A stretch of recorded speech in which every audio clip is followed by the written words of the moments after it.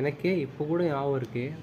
நான் 9th ஸ்டாண்டர்டில் இருந்தேன். ஸோ என் ஃப்ரெண்டு, பேர் சொல்ல மாட்டேன், நான் இப்போ கொஞ்சம் பெரிய ஆளாயிட்டான், அதுக்குள்ளே ஃபோன் பண்ணுறது இல்லை. அண்ட் ஃபஸ்ட்டில் நம்ம பெஸ்ட்டு ஃப்ரெண்ட்ஸு, ஒன்றா போவோம், ஒன்றா எல்லா இடத்துலையும் போவோம்.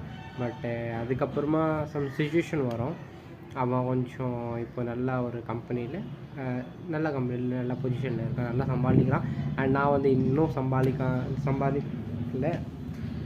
But I am happy for that guy, அதில் நோ டவுட். பட்டு ஒன்று இருக்கும்ல. ஸோ எனக்கு இப்போ கூட ஞாபகம் இருக்குது. எனக்கு காலேஜில் வந்து காலேஜ் சொல்கிறேன், அந்த ஸ்கூலில் வந்து ஒரு ஃபேர்வெல் மாதிரி நடக்கும்ல. ஃபேர்வெல்லாக அது ஏதோ சயின்ஸ் எக்ஸிபிஷன் மாதிரி இருந்துச்சு.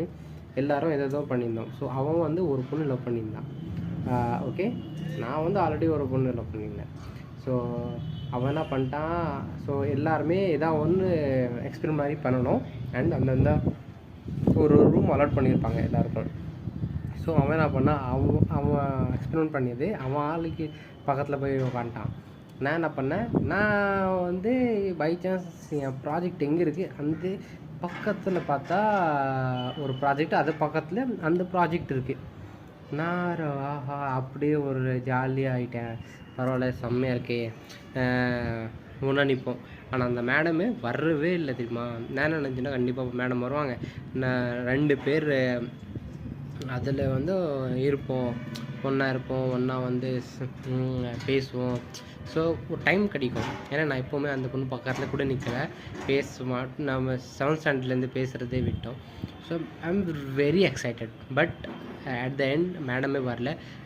நான் வந்து சாயந்தரம் வரையும் வெயிட் பண்ணியிருந்தேன். பட் அந்த மேடம் வந்து இன்னும் என் தங்கச்சி இருப்பான், என்னோடய ஃப்ரெண்ட்ஸ், லைக் என் கிளாஸில் ஒரு சில தங்கச்சி இருப்பாங்களே, அவங்க கூட ஜாலியாக அங்கே வந்து அந்த மெஹந்திலாம் போடுவாங்கள்ல கையில், இது நான் போட்டிருக்கேன்.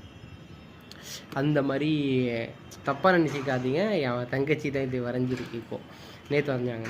ஸோ அப்போது வந்து அவங்க வந்து என்ன பண்ணுறாங்கன்னா, அங்கே போய் உட்காந்துட்டு எல்லாருக்கும் மெஹந்தி போடுறாங்க. And beautician something, so rangoli போடுறது, அதில் வந்து அவங்க மர்ஜ் ஆகிட்டாங்க. ஸோ கொஞ்சம் டிஸப்பாயிண்டட். அவங்க வந்திருக்கலாம், இங்கே நம்ம பேசியிருப்போம், ஒரு டைம் கிடச்சிருக்கோம் பர்சனல் ஸ்பேஸு. பட்டு அவங்க தான் வரலையே. இன்ட்ரெஸ்ட், அவங்க என்னை லவ் பண்ணுறாங்களா இல்லையா கூட எனக்கு தெரியல. ஏன்னா ஆல்ரெடி பேச மாட்டாங்க. எப்போது நான் பேசினா லவ் ஜோன்லேருந்து தூக்கிட்டு ஒரு ஃப்ரெண்ட் ஜோனில் வச்சுருக்கோம். அந்த லவ் ஜோன்னு வைக்க மாட்டுறாங்க. என்ன எப்போவுமே ஃப்ரெண்ட் ஜோன்னு, இதுதான்.